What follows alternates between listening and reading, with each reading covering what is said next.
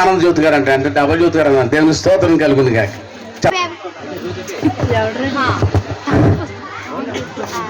అందరికీ వందనాలండి.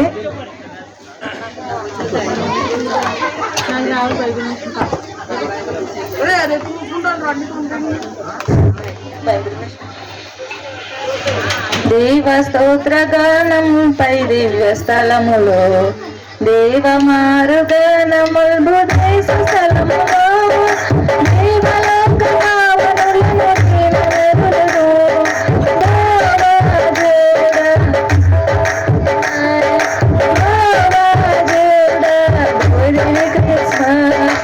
దేవ స్తోత్ర గానముల్ పై దివ్య స్థలములో దేవ మారుగానముల్ బుధేశ స్థలములో దేవలోక పావనులను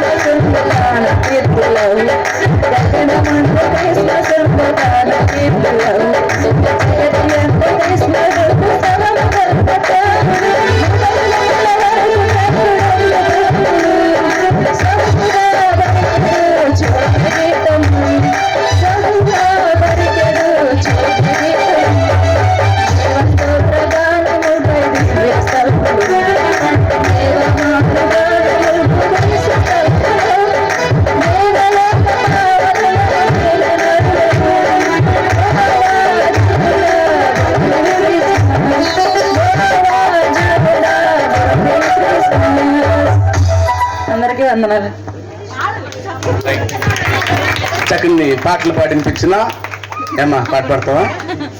స్తోత్రం. హల్లెలూయా, హల్లెలూయా.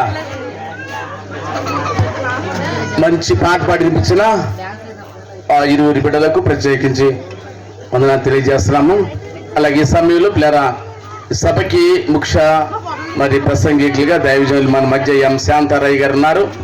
వారు మనకి దేవుని సువార్త ప్రకటిస్తారు కాబట్టి happy Christmas.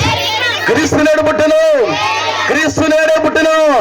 Happy Christmas, merry Christmas, happy Christmas, happy merry Christmas, happy Christmas, happy merry Christmas. క్రీస్తు నేడు పుట్టును, క్రీస్తు నేడు పుట్టును. హల్లెలూయా, హల్లెలూయా, ఆమేన్. హల్లెలూయా, హల్లెలూయా, ఆమేన్. హల్లెలూయా. యేసయ్యా, యేసయ్యా. తండ్రి నిరాశను ముఖాంతం మీరు మాట్లాడమని ప్రార్థిస్తున్నాం తండ్రి. స్తోత్రాలు. ఈ కాంపౌండ్ చుట్టూ నీ కాపుదల ఉంచండి. దుష్టునికి అధికారం లేకుండా సహాయం చేయండి. ఆత్మసములు బంధించండి, శక్తులు బంధించండి. నీ కృప హస్తాలు తోడుగుంచి నడిపించండి. సమస్తం మర్యాదగా క్రమముగా జరిగించండి ప్రభువా. నీ కాపుదల ఉంచండి. కూడి వచ్చిన బిడ్డలందరినీ ప్రభువా మీరు దీవించి ఆశీర్వదించండి. ఎత్తబడిన వాక్యం ప్రతి ఒక్క హృదయంలో ప్రభువా నాయనా ప్రభ భద్రం చేసుకుని తండ్రి నీ క్రీస్తు పుట్టిక ఆరాధన ప్రభ నాయనాని స్తోత్రాలు. నీవు మారో జన్మించాలని ప్రభ ప్రతి ఒక్క హృదయములో ప్రభ నాయనాని స్తోత్రాలు తండ్రి. నీ వాక్యమును భద్రపరుచుకుని తండ్రి నీ కృపలో ఎదుటకు సహాయం ఇచ్చి ప్రార్థిస్తున్నాం. కూడి వచ్చిన బిడ్డలందరినీ దీవించండి, దైవజనాన్ని దీవించండి, ఏర్పాటు చేసిన దాసులను దీవించి ఆశీర్వదించుకుని కృపలో దాచిపెట్టి కాపుదల దయచేయమని యేసు పరిషత్ నామమున అడిగి వేడుకొంచున్నాం తండ్రి. ఆమేన్.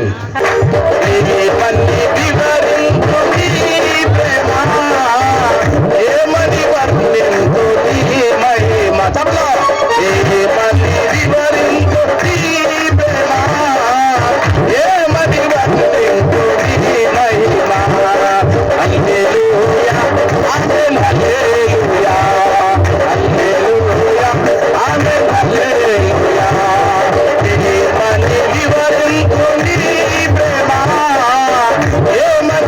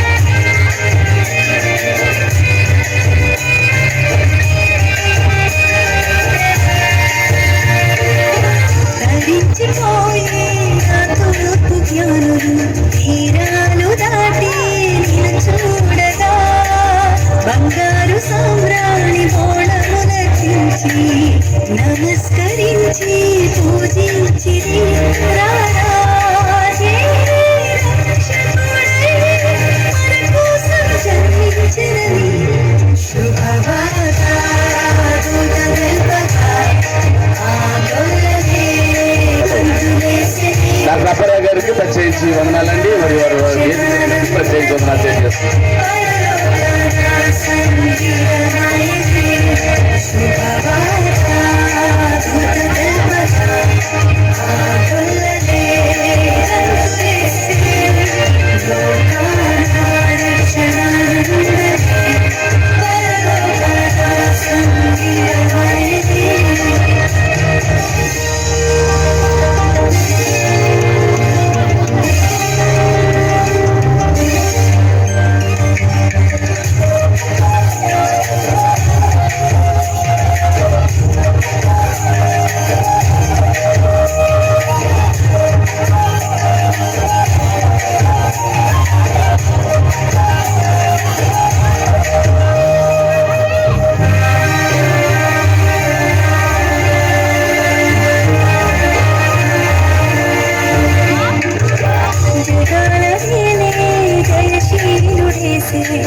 జీవాధిపతిగా జనించే శరీరధారణి పరిశుద్ధుడేసే సుశాలలోన పవనించే జయ గీతం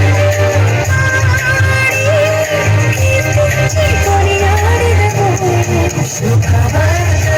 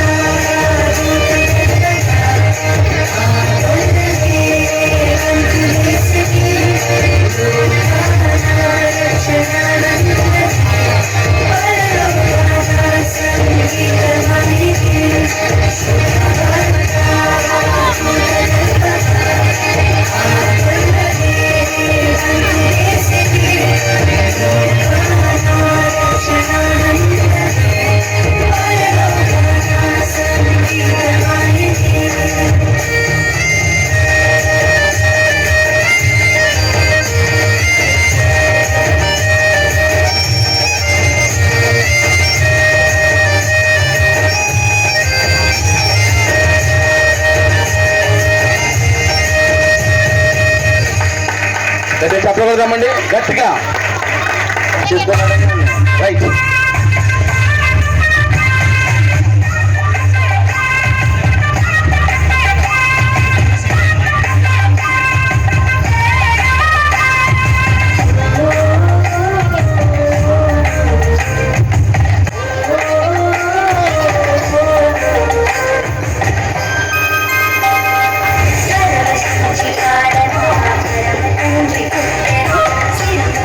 వేదన చిన్నారి గాన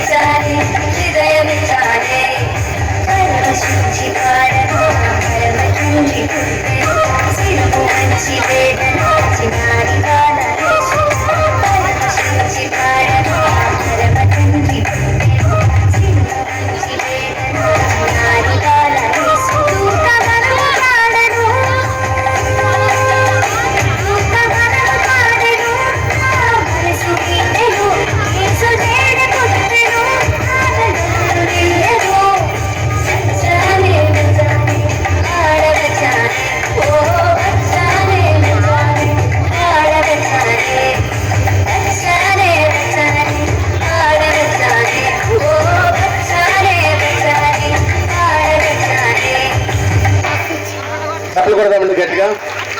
దేవునికి స్తోత్రం. ఆవిడ వచ్చి కొన్ని శుభాలు అందించవలసిందిగా ప్రభు పేట మనం చేస్తాం.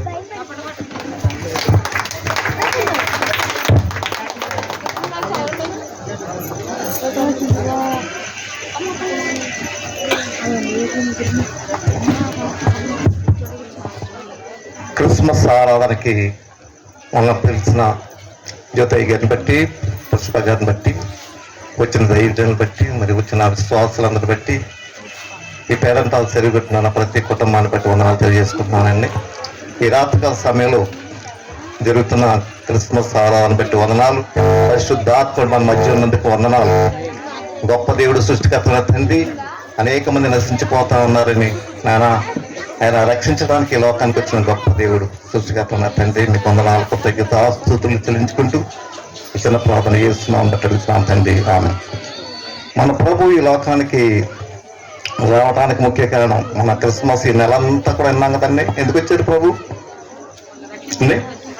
దేవాతి దేవుడే మరి తీరుడై పరలోకం నుంచి భూలోకానికి ఎవరి కోసం వచ్చారంటే మీకోసం, నా కోసం, మన అందరి కోసం వచ్చారు. దేవుని పిల్లవాడిని మనం కదండి.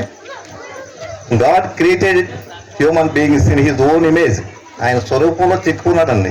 మానవులంటే ఎవరో కాదు, దేవుని పిల్లవాడిని మనం.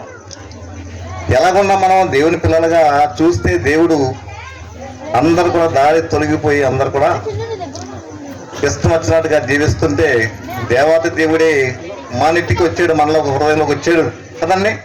ఆయన ఒకటే అడుగుతున్నాడు, ప్రభు హృదయాన్ని ఇమ్మంటున్నాడండి, మీ హృదయంలో చోటు ఇమ్మంటున్నాడు. కానీ చాలా మంది కూడా ఇవ్వలేకపోతా ఉన్నారు. కానీ ఎంత జనాంగం ఉన్నారంటే చాలా మంది కూడా దేవుని నమ్ముకున్న వాళ్ళే కదండి. ఇంకా నమ్ముకోవాలి.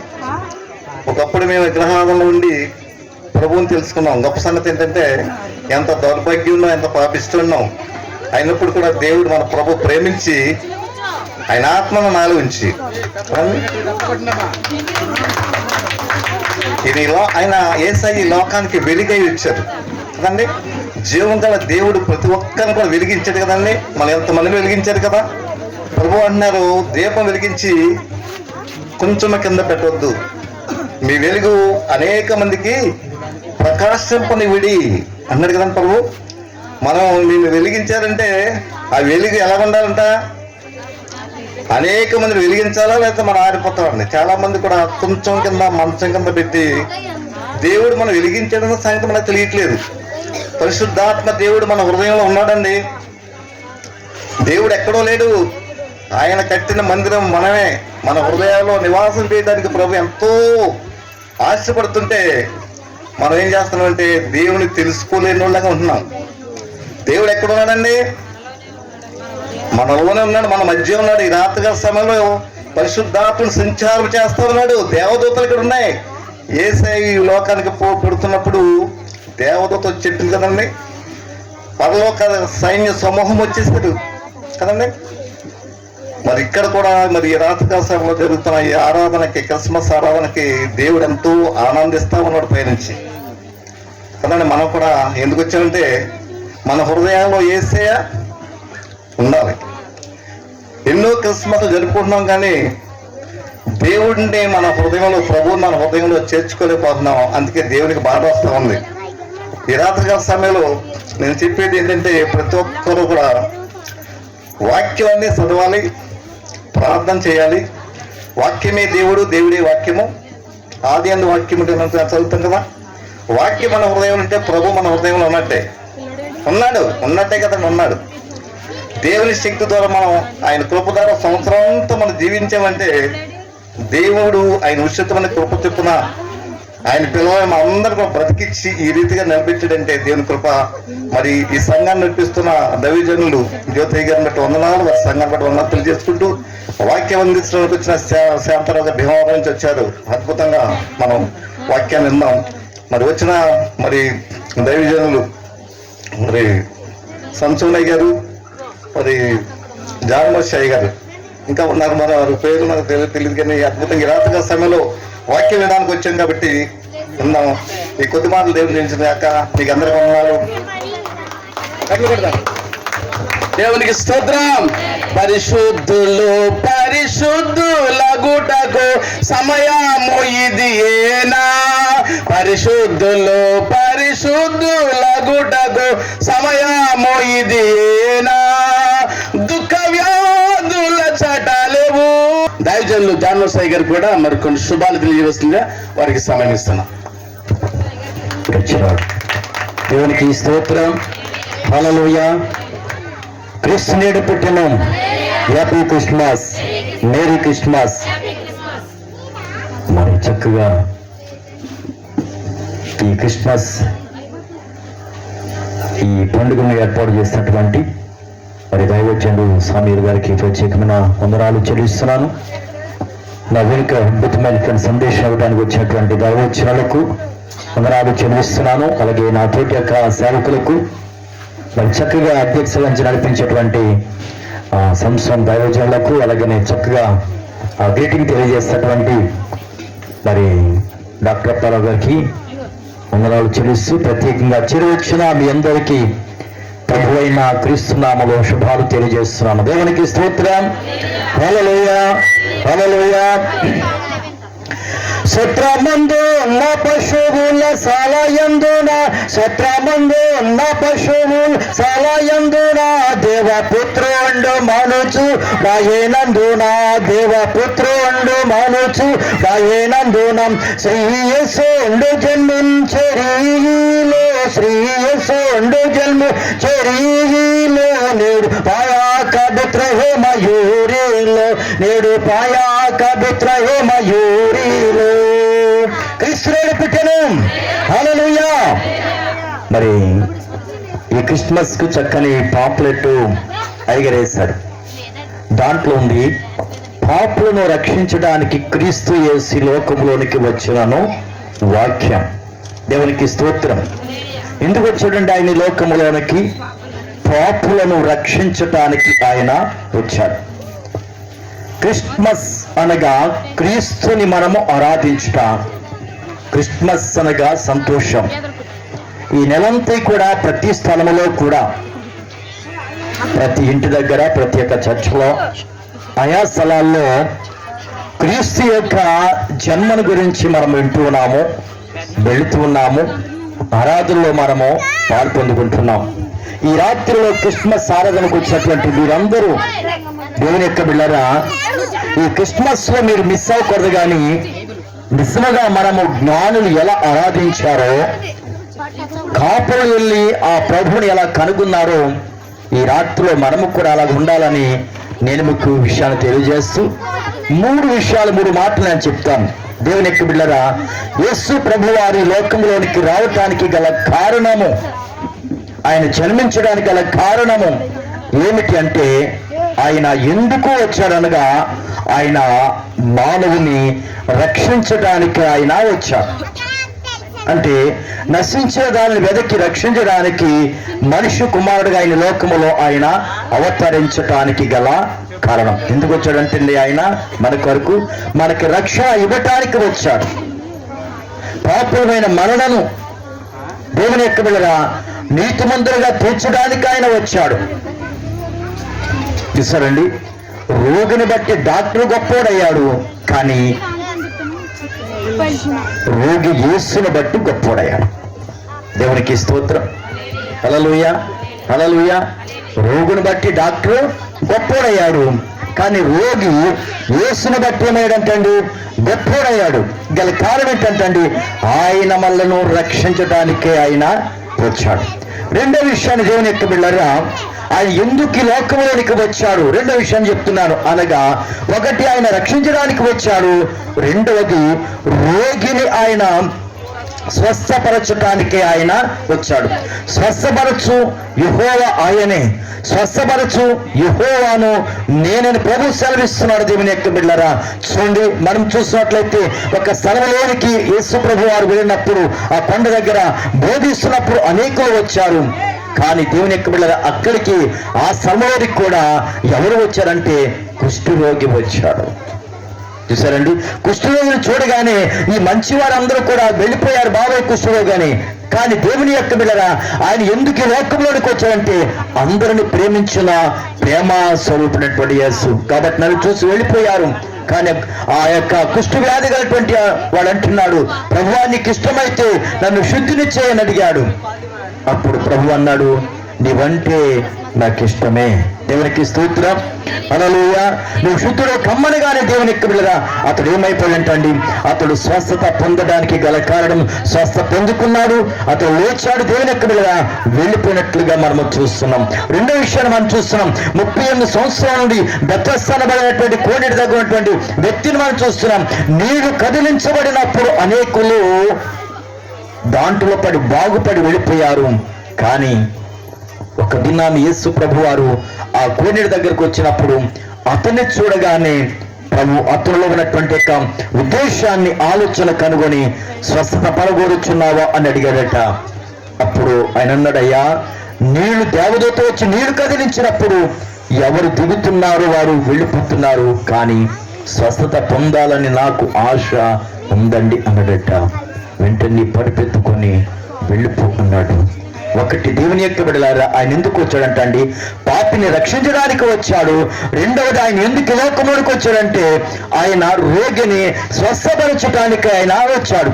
మూడో విషయం చెప్తున్నారు, ఆయన ఎందుకు వచ్చాడంటే దేవుని యొక్క బిడ్డలారా, చిత్తపడినటువంటి మనలను పరలోక రాజ్యానికి తీసుకువెళ్ళడానికి ఆయన మరలా మధ్యాకాశంలోనికి ఆయన రాబోతున్నాడు. కాబట్టి దేవుని యొక్క బిడ్డలారా, ఒకవేళ మనము మార్పు అనేటువంటిది, మారు మనసు అనేటువంటిది మనలో లేకపోతే దేవుని యొక్క బిడ్డలారా, ఆయన త్వరగా రాబోతున్నాడు.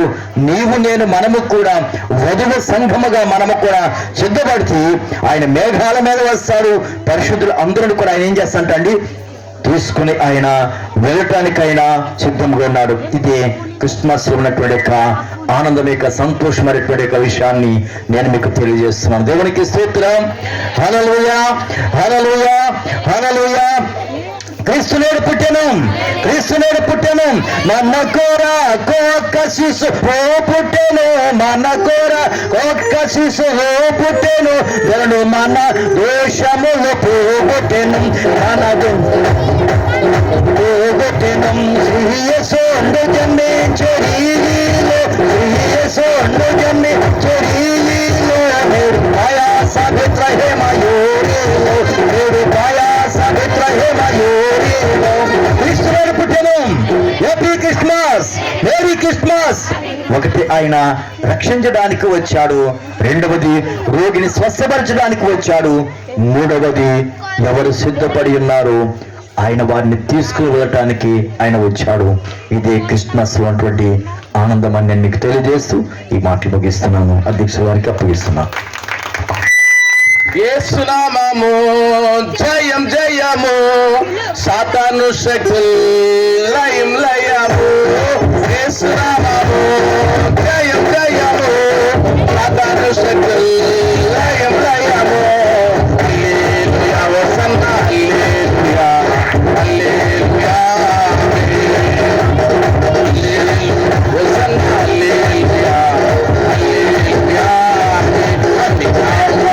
కన్న పరిణామము యేసుని నామము, ఎన్ని తరములకైన కనపరచదగిన యేసు నామము, యేసు నామము. జయం జయ చప్పట్లు. చక్కని మాట తెలియజేస్తున్నాం. మరి దైవజనులకి ప్రత్యేకించి వందనాలు. రండి. దాని గురించి కూడా అలాగే కొన్ని శుభాలు తెలియజేస్తున్నాం, మనం చేస్తున్నాము. ఎందుకంటే మరి ప్రత్యేకించి దైవజనులు పిలుచుకున్నాము. సమయం హల్లెలూయా, దేవునికి స్తోత్రం. ఈ సమయంలో సంఘ బిడ్డలకి, అలాగే ఈ యొక్క వేదికని ఏర్పాటు చేసిన సంఘ పెద్దలకి, అలాగే దైవజనులందరికీ కూడా నా ప్రత్యేకమైన వందనాలండి. ఈ రోజున ఈ యొక్క రీతిగా దేవుడు ఇంత ఘనంగా జరిగిస్తున్నందుకు ఆయనకి ఎంతగానో మనము కృతజ్ఞతలైన ఉన్నాం. అయితే మత్తయి సువార్తలో దేవుడు ఒక మాట మాట్లాడతారు. ఆయన ఏం మాట్లాడతారంటే, మత్తయి సువార్త 2వ అధ్యాయంలో జ్ఞానులు పుట్టినప్పుడు, యేసుక్రీస్తు వారు పుట్టారని తెలిసినప్పుడు జ్ఞానులు తూర్పు దేశం నుంచి ప్రయాణమయ్యి యొక్క యెరూషలేము ప్రాంతంలో యేసుక్రీస్తు పుట్టాడని చెప్పినప్పుడు వారు ఒక నక్షత్రమును చూసి వారు ముందుకు వారి ప్రయాణాన్ని కొనసాగిస్తారు. ప్రియమైన దేవుని బిడ్డలారా, వారు ముందు నక్షత్రమును చూసి వారి ప్రయాణాన్ని కొనసాగించారు. వారు ప్రయాణాన్ని కొనసాగించినప్పుడు వారు చాలా బాగానే వాళ్ళ ప్రయాణం సాగుతున్నప్పుడు వారు ముందుకు వచ్చేసరికి అలాగే యెరూషలేము ప్రాంతానికి వచ్చేసరికి వారు ఏం చేశారంటే ఇంకా ప్రాంతంలోకి వచ్చేసాం కదా, మాకు నక్షత్రంతో ఏం పని ఉందని చెప్పి ఇక్కడ రాజు ఎవరని చూస్తే హేరోదు రాజు ఉన్నాడు. ఆ రాజు దగ్గరికి వెళ్ళి ఇక్కడ యూదులకు రాజుగా పుట్టినవాడు ఎక్కడున్నాడు అని ఆయన అడిగితే ఆయన అంటాడు, యూదులుగా రాజుగా పుట్టినవాడా, నేనే కదా ఇక్కడ రాజుని, ఇంకెవరున్నారని చెప్పి ఆయన ఎంతగానో కలవరపడి ఆ సంస్థానంలో ఉన్న ప్రతి ఒక్కరిని పిలిచి వారు అడుగుతూ ఉంటారు. అయితే ఆ రాజు చాలా తెలివిగా మాట్లాడుతూ ఆయన ఏమంటాడంటే జ్ఞానులతోటి, సరే రాజుగా పుట్టినవాడు ఎక్కడున్నారో మీకు త్రోవ చూపించడానికి ఒక నక్షత్రము మీ ముందు నడిచింది అన్నారు కదా, సరే మరలా మీరు బయటికి వెళ్తే మీకు మరలా ఆ నక్షత్రము మీకు కనపడుతుంది, అప్పుడు మీరు వెళ్ళి ఆ ప్రాంతంను మీరు దర్శించిన తర్వాత నాకు కూడా వర్తమానం పంపితే నేను కూడా వచ్చి ఆ యొక్క క్రీస్తు ప్రభు వారిని పూజిస్తానని చెప్పి చాలా తెలివిగా మాట్లాడి వారిని బయటికి పంపించినప్పుడు వారు బయటికి రాగానే ఆ 9వ వచనం చూడగలిగినట్లయితే 2:9 వచనం, అక్కడ వారు బయటికి రాగానే మరలా ఆకాశంలో ఒక నక్షత్రము వారికి కనబడి వారికి యేసుక్రీస్తు ఉన్న స్థలములో అది నిలవబడి ఉన్నప్పుడు వారు అత్యానంద భరితులై ఆ యొక్క ప్రాంతానికి, ఆయన ఉన్న స్థలానికి వెళ్ళి ఆ యొక్క సాంబ్రాణియు బూలము బంగారము ఆయనకు అర్పించి ఆయనకు పూజిస్తారు. ప్రియమైన దేవుని బిడ్డలారా, వీళ్ళు మొట్టమొదటిగా యెరూషలేము ప్రాంతంలోకి తూర్పు దేశము జ్ఞానం నుంచి అక్కడి నుంచి యొక్క యెరూషలేములోకి వెళ్ళినప్పుడు వీరు ఎంతగానో ముందు త్రోవ చూపించిన నక్షత్రాన్ని పాటించారు, ముందుకు నడిచారు. ఆ తర్వాత ఏమైందంటే అక్కడికి వచ్చేసరికి వీళ్ళు అజ్ఞానం వచ్చేసింది. వీళ్ళొక జ్ఞానం ఎలా మారిపోయిందంటే ఆ రాజుకి చెప్పకూడని మాట చెప్పేసరికి రాజుకి కోపం వచ్చింది. ఆ రాజుకి కోపం రావడంతో వాళ్ళు ఒక జ్ఞానులే, తూర్పు దేశ జ్ఞానులని బైబిల్లో వారికి ప్రధానమైన పేరిచ్చాడు దేవుడు. కానీ ఈ జ్ఞానవంతులు ఒక చిన్న మిస్టేక్ చేయడం వలన కొందరి చిన్న పిల్లలు, ఒక 2 సంవత్సరాల పిల్లలకి వారిని మరణించడానికి వీరు కారణమయ్యారు. ఒక్కొక్కసారి కూడా మనము కూడా చాలా జ్ఞానముగా ప్రవర్తిస్తూ ఉంటాం. దేవుడితో మనకు అవసరం ఉన్నప్పుడు ఆయన పాదాల దగ్గరతో ఉంటూ ఉంటాం. దేవుడితో మనకి ఏదైనా బాగా కావాలి అనుకున్నప్పుడు ఆయన చూపించే మార్గంలోకి, ఆయన చెప్పే విధానంలోకి మనం నడుస్తూ ఉంటాం. ఆయనతో అవసరం తీరిపోయినప్పుడు, అయ్యా నీతో నాకేం అవసరం, నీతో నాకు అవసరం తీరిపోయింది ప్రభువా అని పక్కన పెట్టేస్తూ ఉంటాం. పక్కన పెట్టేసినప్పుడు మనకి ఏం జరుగుతుందంటే మన జీవితాల్లో మనం ఏమాత్రం మేలు చూడలేమండి. ప్రియమైన దేవుని బిడ్డలారా, మనం ఎప్పుడైతే దేవుని వెంబడించి ఆయన మార్గంలో నడిచి ఆ యొక్క స్టార్ ఎలాగైతే జ్ఞానులకు మార్గం చూపించిందో, ఈ రోజున మీరు ఇక్కడ ఎంతమంది వచ్చారు కదా, ఎంతమంది నిజంగా మరలా సంవత్సరానికి కనుక నిజంగా ఒక స్టార్లా నేను ఉండాలి, నేను ఉండి అనేకుల్ని దేవుని యొద్దకు నడిపించాలి అని మీలో ఎవరికైనా ఆసక్తి ఉంటే ఈరోజు పరిశుద్ధాత్మ దేవుడు మీతోనే మాట్లాడుతున్నాడు. పరిశుద్ధాత్మ దేవుడు మీతోనే మాట్లాడుతున్నాడు. మీ కుటుంబంలో ఉన్నవారిని రక్షించుకోవడానికైనా, లేదంటే మీ పక్కన ఉన్న కుటుంబాల్ని రక్షించుకోవడానికైనా పరిశుద్ధాత్ముడు మీతో మాట్లాడుతున్నాడు. ఒక స్టార్ జ్ఞానులకి త్రోవ చూపించింది. నీవు నేను మన జీవితాలు దేవుని చేతిలో పెట్టగలిగితే, మన జీవితము కనుక ఆయనకి అంకితము చేయగలిగితే, ఆ స్టార్ ఒక జ్ఞానులకు త్రోవ చూపించడానికి ఎంత ప్రధానమైందో, అలాగే మన జీవితాలు కూడా అనేకులకు మార్గదర్శిగా ఉండడానికి, అనేకుల్ని ప్రభు రాజ్యంలో చేర్చడానికి ఆయన మనకు తోడుంటాడు. ప్రియమైన వారులారా, ఎంతగానో అనుకుంటూ ఉంటాం కదా, అయ్యా నేను ఎంత ప్రార్థన చేసినా నా కుటుంబం మారట్లేదు, అయ్యా ఎంత ప్రార్థన చేసినా సరే, నేను ఎంత రోధించినా సరే నా యొక్క కుటుంబంలో ఎవరు మారట్లేదు అని మనం అనుకుంటూ ఉంటాం. కానీ దేవుడిచ్చిన యొక్క మనం మహిమని మనం కోల్పోతున్నామండి. ఎందుకు కోల్పోతున్నామంటే ఆయన మనం వెలుగై ఉండాలన్నాడు. ఈ రోజున ఎవరు వెలుగుతున్నారండి? వెలుగు ఎవరిలో కనపడట్లేదు, అందరిలో అవిశ్వాసమే.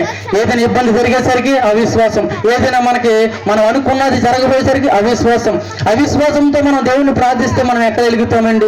ఈ యొక్క స్టార్ ఎలాగైతే అనేకులకు మార్గం చూపించిందో, మన కుటుంబం కూడా అనేకులకు మార్గం చూపించాలంటే ఆయన చెప్పిన మాట విని ఆయన బాటలో నడిస్తే అనేకులకు మార్గం చూపిస్తాం. ఆయన రాజ్యంలో ప్రవేశించడానికి మనము, మన కుటుంబము, అనేకులు కూడా ఆయన రాజ్యంలోకి ప్రవేశించడానికి దేవుడు మనల్ని వాడుకుంటాడు. అలాగే ఈ కొద్ది మాటలు దేవుడు దీవించును గాక. ఆమేన్. హల్లెలూయా. Happy Christmas. Happy Christmas. హల్లెలూయా. మరణ శరీరము మార్పునంది, మహిమ శరీరము పొందుటకై. మరణ శరీరం మార్పునంది, మహిమ శరీరము పొందుటకై. మహిమాత్మతో నన్ను పిలచితివి, మరణ భయములను చేసితివి. మహిమా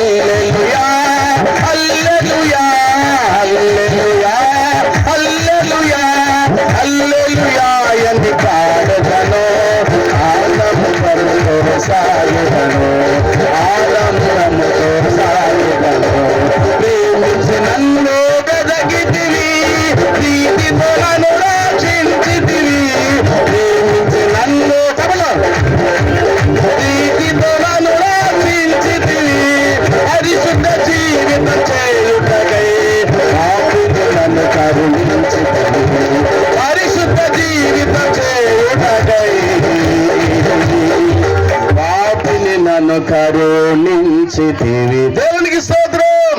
హల్లెలూయా. ప్రియరా, క్రిస్మస్ అంటే ఏంటి? క్రిస్మస్ అనగానేమి? క్రిస్మస్ అంటే పైనేమో స్టార్ అంట, స్తోత్రం కలుగును గాక. క్రిస్మస్ అంటే పంటికి, ఒంటికి, ఇంటికి, తలకి. ఇప్పుడు తమ్ముడు చక్కని మాట వివరించాడు. మనం స్టార్లు అయిపోవాలంటే స్టార్లు బల్బు పెట్టేసి నెత్తి కట్టుకోవడం కదండి. స్తోత్రం కలుగును గాక. హల్లెలూయా, హల్లెలూయా. ఆయన అడుగుతుంది ఏంటంటే, ఈ రాత్రి ఎన్నెన్నో జన్మదిన కార్యక్రమాలు జరిగిపోతున్నాయి, కానీ ఈ రాత్రి నీవు నిజముగా సత్రములో ఏంటంట స్థలము లేక ఏం చేశారంట, పశువుల పాకులకి ఇలాంటి సత్రం అనగా ఏది? ఈ హృదయంలో ఎన్నో క్రిస్మస్ సంతోషాలు, ఎన్నెన్నో క్రిస్మస్ ఆరాధనలు వెళ్ళిపోతున్నాయి, కానీ నీ జీవితంలో ఆయన అంటాడు, ఓ నా ప్రియ కుమార్తె, ఈ రాత్రి నేను అడుగుతున్నా, నీ హృదయం నాకు ఇస్తావా? నీకున్న భోగభోగంతో పని లేదు, నీ దండంజలతో పని లేదు, నీకున్న ఆస్తులతో పని లేదు, నీకున్న తిరాస్తులతో నాకు పని లేదు, కానీ ఈ రాత్రి ఎన్నో సంవత్సరాలు పోగొట్టుకుంటున్నావేమో. నిజమైన క్రిస్మస్ ఆనందం అనుభవిస్తున్నావా?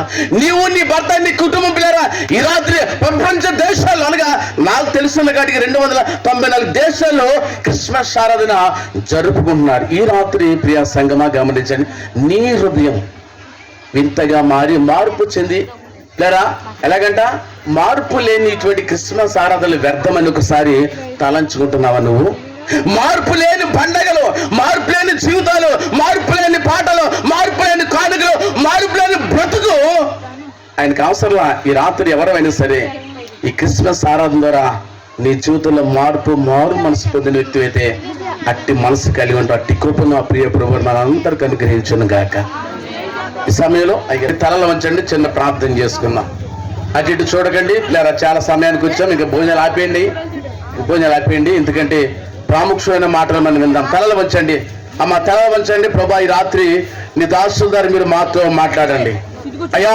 మీరు మాట్లాడితే మేము బ్రతకగలుగుతాం నా తండ్రి. 2025వ సంవత్సరము అయ్యా, ఈ 12వ నెల 30వ తారీఖు వరకు మమ్మల్ని అందరినీ క్షేమ కరుణించిన విధానం కొరకు నీ స్తోత్రాలు చెల్లిస్తున్నాం ప్రభా. 2020 సంవత్సరం అయినా జనవరి 1వ తారీఖు మొదలుకొని ఈ చివరి తారీఖు వరకు నీ బలిష్టమైన జన్మలను భద్రపరిచిన విధానం కొరకు నీ స్తోత్రం. అయినా ఈ 2025 సంవత్సరం 12వ నెల 30వ తారీఖు చూడలేని వారు, మాకంటే విద్యావంతులు, మాకంటే ధనవంతులు, మాకంటే ఆస్తుపరులు, మాకంటే అందమైన వారు, మాకంటే పేరు ప్రఖ్యాతులు కలిగిన వారు, భూస్వాములు అయ్యా ఎందరందరూ ఈ లోకయాత్ర విడిసి వారి కాళ్ళ గర్భంలో కలుస్తున్నారయ్యా. ఇది మేము ఇటు స్థితిలో ఉండమని గల కారణం మా భక్తి, మా నీతి కాదు, ఇది కాలం నీ కృప. నీ కృపను బట్టి ప్రభా, నీ దాసులు జ్యోతయ్య గారిని, వారి యొక్క సత్యమని నీ సంఘాన్ని ప్రభా, సంఘ పెద్దలను, విశ్వాసులను నాయన ప్రతి ఒక్కరిని ప్రేమించి ప్రభా నాయన జరిగిస్తున్నా ఈ క్రిస్మస్ నాయన ఈ పర్వదినము కొరకు నీకు కృతజ్ఞతాస్తుతులు చెల్లిస్తున్నాం నాయన. మేము పేపర్లో ప్రకటించడానికి దయచేయండి అయా. ఎం శాంతరాయ్ గారు నిలబడబోతుండగా నీ దాసులోని మీరే సూటిగా తేటగా ప్రభా, ఈ కడవరి దినాల్లో, అంచె దినాల్లో, దుర్దినాల్లో, ఆయా భయంకరమైన దినాల్లో నీ ప్రజలు నశించిపోతారు, వారి పాపలను విడిపించడానికి వచ్చిన గొప్ప దేవుడు. కాబట్టి ఈ రాత్రి ఎవరైతే హృదయంలో నిన్ను స్తుతిస్తున్నారో, నీ భక్తుల ద్వారా మేము ఏమి వినాలో, మేము ఏమి నేర్చుకోవాలో ఆయన నీ భక్తుల ద్వారా మీరే సూటిగా తేటగా మా అందరితో మాట్లాడి నామని మహిమ తెచ్చుకోమని, వినగలిగిన హృదయాన్ని గ్రహించగల ప్రతి ఒక్కరికి అనుగ్రహించమని యేసు నామములో ప్రార్థన సమర్పించాడు వేడుకుంటున్నాం తండ్రి, ఆమె. దయచేసి రాత్రి అమూల్యమైన మాటలు మనం విందాం. దేవుని స్తోత్రం. దైవజనులకు సమయం ఇచ్చేస్తున్నాం.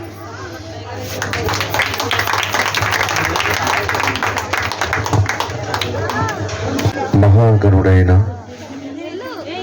మహోన్నతుడైన, సర్వశక్తి సంపన్నుడైన దేవాతి దేవునికి మహిమ కలుగునుగాక. ఆమేన్. చేరిన మీ అందరికీ కూడా మన ప్రభు అయిన యేసునాథుని పేరట అందరికీ హృదయపూర్వక వందనాలు చెల్లించుకుంటున్నాను. నాకు ఈ అవకాశం ఇచ్చిన దేవుని దాసులను బట్టి, నాకంటే ముందుగా మాట్లాడిన దేవుని సహదాసులను బట్టి ప్రభువును స్తుతిస్తూ, నడిపిస్తున్న అధ్యక్షులను బట్టి ప్రభువును గణపరుస్తూ, వెనుక ఉన్న దేవుని దాసులందరికీ ప్రభు పేరిట వందనాలు చెల్లించుకుంటున్నాను. నాకు ఇవ్వబడిన సమయంలో కొన్ని మాటలు మీతో పంచుకునే ప్రయత్నం చేస్తాను. దయచేసి భోజనం చేసే వాళ్ళు చేయండి. అయితే చేయని వారు ఎవరైనా ఉంటే ఇక్కడికి వచ్చి కూర్చొని దేవుని మాటలు మీరు వినాలని కోరుతున్నాను. అందరికీ వందనాలు. ఒక చిన్న వాక్య భాగాన్ని చదువుకుని మనము మన ధ్యానాన్ని ఆరంభిద్దాం. యోహాను గారు రాసిన మొదటి పత్రిక, యోహాను గారు రాసిన మొదటి పత్రిక 4వ అధ్యాయము 9వ వచనాన్ని నేను చదువుతాను, మీరందరూ వినాలని కోరుతున్నాను. యోహాను గారు రాసిన మొదటి పత్రిక 4వ అధ్యాయము 9వ వచనం.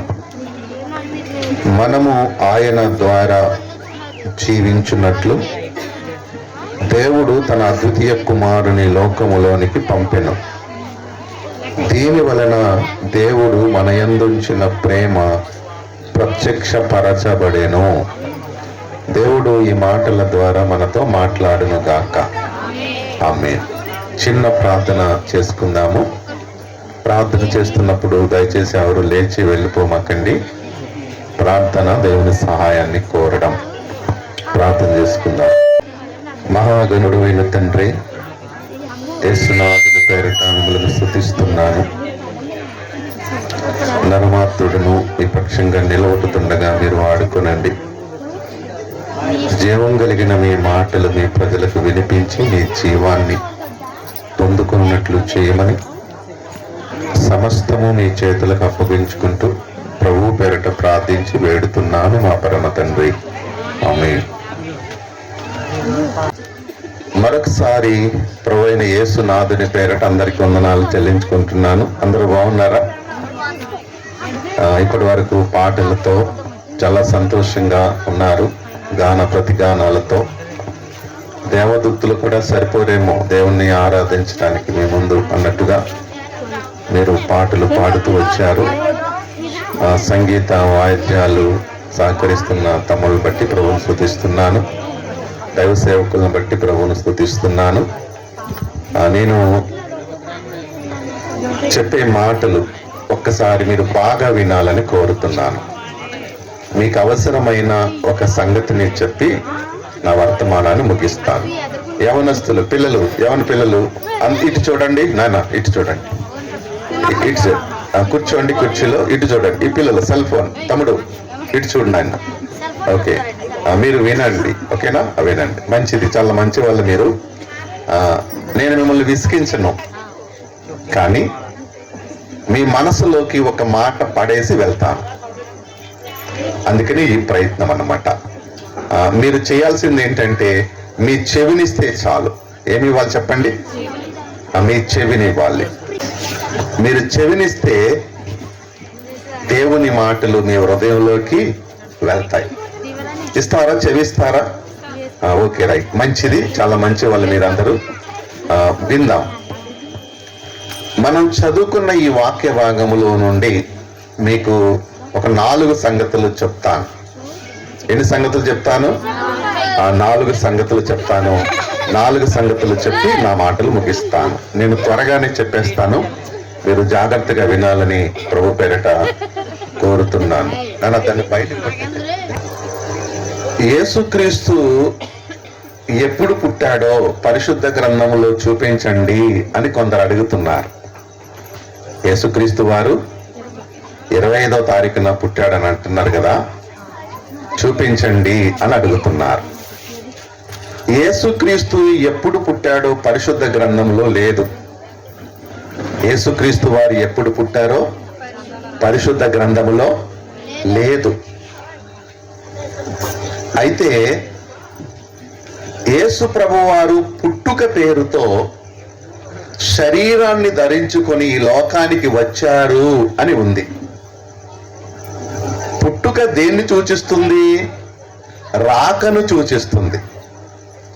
అందుకని పాంప్లెట్లో ఒక మాట వేశారు కదా, తిమోతికి రాసిన మొదటి పత్రిక 1వ అధ్యాయం 15వ వచనంలో. నేనే చదువుతాను, మీరు బాగా వినండి.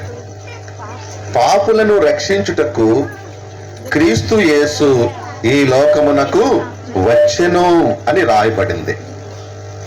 కాబట్టి యేసుక్రీస్తు యొక్క పుట్టుక రాకను సూచిస్తుంది. అయితే వచ్చారు అని ఒకరోజు ఆయన కొరకు బర్త్డే చేసుకోవలసిన అవసరత కాదు. యేసుక్రీస్తు వచ్చారు అని ఆదిమ సంఘం అపోస్తలులు 365 రోజులు ప్రకటించారు. అన్ని రోజులు సువార్త ప్రకటనే పండగగా చేశారు. ప్రత్యేకించి ఒక రోజు ఉండదు. అయితే అన్ని రోజులు మనం సంఘములో యేసు ఎప్పుడు వచ్చాడు, ఎలా వచ్చాడు అని చెప్పుకుంటాం కాబట్టి ఒక రోజు ప్రత్యేకంగా చేసుకుంటాము. అది ఉద్దేశం. కాబట్టి డేటు అనేది పరిశుద్ధ గ్రంథంలో లేదు గనుక ఆయన పుట్టినట్టు పుట్టలేడు అని అనుకోకూడదు. తప్పకుండా ఆయన ఈ లోకానికి వచ్చాడు ప్రియులరా. అది గమనించవలసిన మొదటి సత్యం. సరే, నా మాటలలోని నేను మీకు పరిచయం చేయాలి అనుకుంటున్న సందేశం ఏంటంటే, మనం చదువుకున్న యోహాను రాసిన మొదటి పత్రిక 4వ అధ్యాయం అంతటిలో, ఈ 4వ అధ్యాయం అంతటిలో ఉన్న ఒక సంగతి ఏంటంటే, దేవుని ప్రేమను పొందుకోవాలి. దేవుని ప్రేమను పొందుకోవాలి. ఆ దేవుని ప్రేమ కలిగి బ్రతకాలి. అంతే. ఈ మాటలే ఉన్నాయి 4వ అధ్యాయం అంతా. దానినే మీకు వివరించి నేను ముగిస్తాను. మరలా చెప్తున్నాను, నేను చెప్పే సందేశం ఏంటంటే, నేను చెప్పేదంటే ఇది నాది కాదు, పరిశుద్ధ గ్రంథంలో నేను మీకు చదివానే వాక్యము 1 యోహాను పత్రిక 4వ అధ్యాయం అంతటిలో ఉన్న సంగతి ఏంటంటే, దేవుని ప్రేమను పొందుకోవాలి. భూమి మీద ఉన్న మనుషులు ఆ ప్రేమ కలిగి జీవించాలి. అది ఉంది. దేవుని ప్రేమను పొందుకోవాలి, ప్రేమ కలిగి జీవించాలి. వింటున్నారా? అందరూ వింటున్నారు కదా? తమ్ముళ్ళు వినండి, చక్కగా వినండి. వింటే మనకి మేలు జరుగుతుంది. ఒకటి మాటేనండి, వినకుండా ఏది అర్థం కాదండి. వినకుండా ఏది అర్థం కాదు. వినకుండా ఏమన్నా మీకు అర్థం అవుద్దా? అర్థం కాదు. అర్థం కాకుండా మార్పు రాదు. అర్థం కాకుండా మార్పు రాదు. మార్పు రాకుండా దేవునిని మనం ఆరాధించలేం. మార్పు రాకుండా దేవునిని ఆరాధించలేం. దేవునిని ఆరాధించకుండా ఆయన కొరకు ఉపయోగపడలేం. ఒకదానికొకటి సంబంధం ఉంది. కాబట్టి మొదటి సంగతి ఏంటంటే, బాగా వినాలి, వాక్యాన్ని బాగా వినాలి. కాబట్టి మీరు వినాలని ప్రభు పేరట మీకు మనవి చేసుకుంటున్నాను. మీరు చక్కగా వింటున్నారు. మిమ్మల్ని బట్టి నేను దేవుని స్తుతిస్తున్నాను. ఓకే, మంచిది. ప్రేమ కలిగి ఉండడం, ప్రేమను పొందుకోవాలి. దేవుని ప్రేమను పొందుకోవాలి. ఆ ప్రేమ కలిగి ఉండాలి. దేవుని ప్రేమను ఎలా పొందుకోవాలో ఒక 4 సంగతులు మీకు చెప్తాను. ఎలా పొందుకుంటాం అసలు దేవుని ప్రేమను మనము అనేది 4 సంగతులు చెప్పి నా మాటలు నేను ముగిస్తాను. చదవబడిన వాక్య భాగములో మొదటి సంగతి ఏంటంటే ప్రేమ కలిగిన దేవుని యొక్క పరిచయం మనకు అర్థం కావాలి. ప్రేమ కలిగిన దేవుని గురించి మనకి అర్థం కావాలి. ప్రేమ కలిగిన దేవుని పరిచయం, ఇది మొదటి సంగతి నేను చెప్పేది. అది వాక్య భాగం నుంచి మీకు చూపిస్తాను. యోహాను గారు రాసిన మొదటి పత్రిక 4వ అధ్యాయము 8వ వచనములు ఇలా ఉంది. దేవుడు ప్రేమా స్వరూపి అన్నాడు. దేవుడు ఎవరంట? ప్రేమా స్వరూపి అని రాయబడింది. దేవుడు అనే పదం పరిశుద్ధ గ్రంథములో మనం విన్నప్పుడు ఆ దేవుని గురించి వాక్యము ఇలాగ పరిచయం చేస్తుంది. బైబిల్లో దేవుని గురించి 3 వ్యక్తులను పరిచయం చేస్తుంది. ఎంతమందిని పరిచయం చేస్తుంది? 3 వ్యక్తులను పరిచయం చేస్తుంది. దేవుడు అనే పదం వినగానే బైబిల్ ప్రకారంగా తండ్రి అయిన దేవుడు, కుమారుడైన దేవుడు, పరిశుద్ధాత్మ దేవుడని 3 వ్యక్తులను గురించి పరిచయం చేస్తుంది ఈ బైబిల్. ఒకసారి బాగా వినండి. బైబిల్ ద్వారా దేవుడు అనే ఈ పదం, దేవుడు అనే ఈ విషయము కన్ఫ్యూజ్ కు తీసుకుని వెళ్ళే విషయం. క్రైస్తవ్యంలో కూడా అది అర్థం కాని సంగతే, క్రైస్తవ వేతరులు కూడా అర్థం చేసుకోలేని సంగతే. ఇప్పుడు అన్ని ఎరిగిన మనకే అర్థం కాలేదనుకోండి, బయట వాళ్ళకి ఏం అర్థం అవుతుంది? కాబట్టి దేవుడు అనే పదం కలవరానికి గురి చేసేది కాబట్టి, దేవుడు అనే పదం అర్థం చేసుకోవడంలో కొంచెం కష్టమైన విషయం కాబట్టి, మొదటిగా ఆ దేవుడు అనే పదం వెనుక ఉన్న వివరణను మీకు అందించడానికి ప్రయత్నం చేస్తాను. బాగా వినండి, నేను సింపుల్ గా చెప్తాను. దేవుడు అని అన్నప్పుడు తండ్రి కనబడతాడు, కుమారుడు కనబడతాడు, పరిశుద్ధాత్ముడు కనబడతాడు. దేవుడు అనగానే మీకు బండ గుర్తు మీ హృదయంలో పడవలసిన దేవుని సారాంశం ఏంటంటే, ఒకే దేవుడు ముగ్గురు వ్యక్తులు అని నమ్మాలి. ఒకే దేవుడు ముగ్గురు వ్యక్తులు. స్వభావాన్ని బట్టి చూస్తే ఒకే దేవుడు, ఆ ఒకే దేవుడు ముగ్గురు వ్యక్తులుగా ఉన్నాడు. ముగ్గురు వ్యక్తులుగా ఉన్నాడు. ముగ్గురు వ్యక్తులు, ఒకే దేవుడు. ఇది దేవుని గురించిన పరిచయం బైబిల్లో. ఇది మనకు మొదటిగా అర్థం కావాలి. దాని గురించి పరిశుద్ధ గ్రంథం ఇలా చెబుతుంది. ఇప్పుడు దేవుడు ఎవరంట? దేవుడు ఎవరంటే ప్రేమ కలిగిన వాడు. దేవుడు ఎవరు? ప్రేమ కలిగిన వాడు. దేవుడికున్న లక్షణం ఏంటంటే ప్రేమ స్వరూపి అని రాయబడింది ఇప్పుడు ఈ మాటలో. ఇప్పుడు ప్రేమ కలిగిన దేవుడు ఆ ప్రేమను మనకు అందించడానికి, భూమి మీద ఉన్న మనుషులకు తన ప్రేమను అందించడానికి ఒక సమస్య ఉంది. ఆ దేవునికి గుండెల నిండా ప్రేమ ఉంది. ఆ దేవునికి నేను మీకు చెప్పలేనంత ప్రేమ ఉంది, నీకు వివరించలేనంత ప్రేమ ఉంది. అంత ప్రేమ కలిగిన దేవుడు ఉన్నాడు. అయితే ఆ ప్రేమను భూమి మీద ఉన్న మనుషులకు అందించడానికి ఒక సమస్య వచ్చింది ప్రియమైన వాళ్ళరా. అది ఏంటంటే మనలాంటి శరీరము ఆ దేవునికి లేదు. ఇది గమనించవలసిన సత్యం. మీ కొరకు నేను ఆ మాటను చూపిస్తాను. యోహాను గారు రాసిన సువార్త 4వ అధ్యాయము 24వ వచనములో ఇలాగున వ్రాయబడి ఉంది. యోహాను గారు రాసిన సువార్త 4వ అధ్యాయము 24వ వచనం. దేవుడు ఆత్మ గనుక అని రాయబడింది. దేవుడు అంటే ఎవరంట? ఆత్మ. ఇది తండ్రి అయిన దేవుని గురించి వ్రాయబడిన మాట. ఆత్మ అంటే అర్థం ఏంటంటే శరీరం ఆయనకి లేదు. ఆయన ఆత్మరూపిగా ఉన్నాడు, శరీరం లేదు. కానీ ఆయనలో ఏముంది? ప్రేమ ఉంది. ఆయనలో ఏముంది? ప్రేమ ఉంది. ప్రేమ కలిగిన దేవుడు ఆత్మయ్య ఉన్నాడు అని మీరు గమనించాలని కోరుతున్నాను. దేవుని గురించిన వర్ణనలో తండ్రి ఆత్మయ్య ఉన్నాడు అనేది మొదటి సంగతి. రెండవ సంగతి ఏంటంటే పేతురు గారు రాసిన మొదటి పత్రిక 3వ అధ్యాయము 19-20 వచనములో ఇలా ఉంది. పేతురు గారు రాసిన మొదటి పత్రిక 3వ అధ్యాయము 19-20 వచనాలు. ఇది యేసు ప్రభువుని గురించి. యేసు ప్రభువుని గురించి ఏముందంటే ఆయన ఆత్మరూపిగానే వెళ్ళి అని రాయబడింది. ఇప్పుడు యేసు ప్రభు వారు కూడా ఎలా ఉన్నారు?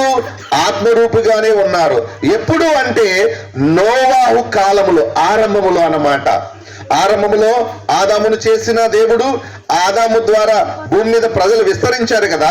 వారు దేవునికి దూరం అయిపోయినప్పుడు దేవుని కోపము వాళ్ళ మీద రగులుకుంటే జలప్రలయంతో వారు గతించిపోయారు కదా. వారిలో నోవాహు గారు అనే ఆయన ఒక కుటుంబమే మిగిలింది కదా. ఆ దినాలలోనంట యేసుక్రీస్తు వారు లేదా కుమారుడు ఎలా ఉన్నారు? ఆత్మరూపిగానే ఉన్నారని మనకు అర్థమవుతుంది ఈ వాక్య భాగాన్ని బట్టి. ఇంకా పరిశుద్ధాత్మ దేవుని గురించి కూడా ఏమని వ్రాయబడింది అని అంటే యోహాను గారు రాసిన సువార్త 16వ అధ్యాయము 13వ వచనములో ఇలా ఉంది. యోహాను సువార్త 16వ అధ్యాయము 13వ వచనం. అయితే ఆయన అనగా సత్య స్వరూపి అయిన ఆత్మ వచ్చినప్పుడు అని రాయబడింది. ఇప్పుడు పరిశుద్ధాత్ముడు కూడా ఎలా ఉన్నాడు? ఆత్మరూపిగానే ఉన్నాడు. అర్థమవుతుందా? అర్థం కావట్లేదా? దేవుడు ప్రేమ కలిగిన దేవుని గురించిన వివరణ మనకు అర్థం కావాలి. మొదటిది ప్రేమ కలిగిన దేవుని గురించిన వివరణ. ప్రేమ కలిగిన దేవుని గురించిన వివరణ ఎలా ఉంది పరిశుద్ధ గ్రంథములో అంటే, నేను మీకు చెప్పిన ఈ 3 వాక్య భాగాలను ఆధారం చేసుకుంటే దేవునికి ప్రేమ ఉందంట. అసలు దేవుడే ప్రేమై ఉన్నాడని రాయబడింది. దేవుడు ప్రేమ స్వరూపి అని రాయబడింది. ఇప్పుడు దేవుడికి మనసులో చెప్పలేనంత ప్రేమ లోకములో ఉన్న వాళ్ళందరి మీద ఉంది అని మనకు అర్థమవుతుంది. దేవుడు మిమ్మల్ని అందరినీ ప్రేమిస్తున్నాడు, మీ కుటుంబాలను ప్రేమిస్తున్నాడు, మీ గ్రామస్తులను ప్రేమిస్తున్నాడు. అంత మాత్రమే కాదు, ప్రపంచ ప్రజలందరినీ ఆయన ఎంతగానో ప్రేమిస్తున్నాడు. ప్రేమైన వాళ్ళరా, ప్రేమించే ఆ దేవునిలో దేవుడు అనగానే తండ్రి, కుమారుడు, పరిశుద్ధాత్మ 3 వ్యక్తులు ఉన్నారని చెప్పానే. ఈ 3 వ్యక్తులలో కూడా ప్రేమ ఉంది. ఈ 3 వ్యక్తులు ఒకే దేవుడి స్వభావాన్ని కలిగి ఉన్నారు. అంటే అర్థం ఏంటంటే, సంపూర్ణంగా తండ్రిలో దైవత్వం ఉంది, సంపూర్ణంగా కుమారునిలో దైవత్వం ఉంది, సంపూర్ణముగా పరిశుద్ధాత్మలో కూడా దైవత్వం ఉంది. దైవత్వాన్ని బట్టి ఒకే దేవుడు 3 వ్యక్తులుగా ఉన్నారు. ఇప్పుడు ఈ 3 వ్యక్తులు ఎలా ఉన్నారయ్యా అంటే ఆత్మరూపులుగా ఉన్నారని మీకు వాక్యం చూపించాను. తండ్రి ఆత్మగానే ఉన్నారు, కుమారుడు ఆత్మగానే ఉన్నారు, పరిశుద్ధాత్ముడు ఆత్మగానే ఉన్నారు. ఆ తండ్రి పేరు యెహోవా, యెహోవా ఆత్మరూపిగానే ఉన్నాడు. కుమారుడి పేరు యేసుక్రీస్తు, యేసుక్రీస్తు ఆత్మరూపిగానే ఉన్నారు. ఆత్మ పేరు పరిశుద్ధాత్ముడు, ఆ పరిశుద్ధాత్ముడు కూడా ఆత్మరూపిగానే ఉన్నారు. ఆత్మరూపిగా ఉన్న దేవుడి మనస్సులో చాలా ప్రేమ ఉంది. మరి ఆ ప్రేమను మనుషులకు ఎలా చూపిస్తాడు? ఇప్పుడు మనం శరీరాన్ని ధరించిన వారముగా ఈ లోకంలో ఉన్నాం. ఇప్పుడు మనల్ని ప్రేమించాలి. మనల్ని ప్రేమించాలంటే మన దగ్గరికి రావాలి. మనల్ని ప్రేమించాలంటే మనలాంటి వారే అవ్వాలి. ఒకటి గమనించండి, మనము దేవుని దగ్గరికైనా వెళ్ళాలి, దేవుడు మన దగ్గరికైనా రావాలి. దేవుడు మనలాగైనా మారాలి, మనము దేవునిలాగైనా మారాలి. ఇప్పుడు శరీరాలను కలిగిన మనము దేవునిలాగా మారగలమా? మారలేం. అది ఎప్పటికీ వీలవదు. కనుకనే ఆత్మరూపిగా ఉన్న తండ్రి, ఆత్మరూపిగా ఉన్న కుమారుడు, ఆత్మరూపిగా ఉన్న పరిశుద్ధాత్ముడు, ఈ 3 వ్యక్తులలో మనము చదువుకున్న యోహాను పత్రికలో చెబుతున్నది ఏంటంటే, తండ్రి ఆత్మగా ఉన్నాడు, పరిశుద్ధాత్ముడు ఆత్మగా ఉన్నారు. వీరిద్దరూ శరీరాన్ని ధరించలేదు. మధ్యలో ఒక వ్యక్తి ఉన్నారే, త్రిత్వములో 2వ వ్యక్తి అని అంటామే, ఆ కుమారుడు, ఆ యేసుక్రీస్తు వారు శరీరాన్ని ధరించుకొని ఈ లోకానికి వచ్చాడు. ప్రియమైన వారలారా, అది బైబిల్ చెప్పే సత్యం. మీ కొరకు ఆ మాటను నేను పరిశుద్ధ గ్రంథంలో చూపిస్తాను. ఎబ్రీయులకు రాసిన పత్రిక 10వ అధ్యాయము 5వ వచనం ఇలా ఉంది. ఎబ్రీయులకు రాసిన పత్రిక 10వ అధ్యాయము 5వ వచనం, కాబట్టి ఆయన ఈ లోకమందు ప్రవేశించినప్పుడు ఇలాగూ చెప్పుచున్నాడు, బలియు అర్పణయు నీవు కోరలేదు గాని నాకొక శరీరమును అమర్చితివి అని రాయబడింది. మొదటి సంగతి ఏంటంటే, నేను మీకు చెప్పదలసిన మొదటి సంగతి ఏంటంటే, మన ధ్యానాంశం ఏంటంటే, దేవుని ప్రేమను పొందుకోవాలి, దేవుని ప్రేమను పొందుకొని ప్రేమ కలిగిన వారముగా జీవించాలి. అదే నా సందేశం. దేవుని ప్రేమను పొందుకోవాలి, ప్రేమ కలిగిన వారుగా మనం జీవించాలి. దేవుని ప్రేమను మీరు ఎలా పొందుకోవాలో మీకు చెబుతున్నాను. దేవుని ప్రేమను మీరు ఎలా పొందుకోవాలో మీకు వివరిస్తాను. దేవుని ప్రేమను మీరు ఎలా పొందుకోవాలో మీకు అర్థమవుతుంది. ప్రియమైన వాళ్ళరా, తప్పకుండా దేవుని ప్రేమను పొందుకుని గురించి మీరు వెళ్తారు. దానిలో మొదటి సంగతి ఏంటంటే, దేవుడు ప్రేమ కలిగిన వాడిగా మన మధ్య కనబడుతున్నాడు. ఆ ప్రేమ కలిగిన దేవుని వివరణ ఏంటంటే, ఆయన శరీరాన్ని ధరించి లేడు కాబట్టి శరీరాన్ని ధరించుకుని ఈ లోకానికి మన మధ్యకు వచ్చాడు. ప్రియులరా, ఇది ప్రేమ కలిగిన దేవుని గురించిన వివరణ. ఇక్కడ వరకు అర్థమైంది కదా? ప్రేమ కలిగిన దేవుడు ఆ ప్రేమను మనకు పంచడానికి శరీరాన్ని ధరించుకుని ఈ లోకానికి వచ్చాడు. ఇది మొదటి సంగతి. రెండవ సంగతి ఏంటంటే ప్రేమ కలిగిన దేవుడి గురించి మనకు అర్థమైంది కదా, ఆయన శరీరాన్ని ధరించుకుని లోకానికి వచ్చాడని. రెండవ సంగతి, దేవుని ప్రేమకు దూరం అయిపోయే సమస్యలో మనుషులున్నారు. రెండో సంగతి ఏంటంటే దేవుని ప్రేమకు దూరమైపోయే సమస్యలో మనుషులు ఉన్నారు. అది మన సమస్య, భూమి మీద ఉన్న వాళ్ళందరి సమస్య, నా సమస్య, మీ సమస్య, మనందరి సమస్య అదే ప్రియులారా. అదేంటంటే దేవుని ప్రేమకు దూరమైపోయిన సమస్యలు మనుషులందరూ ఉన్నారు. అది రెండవ సంగతి.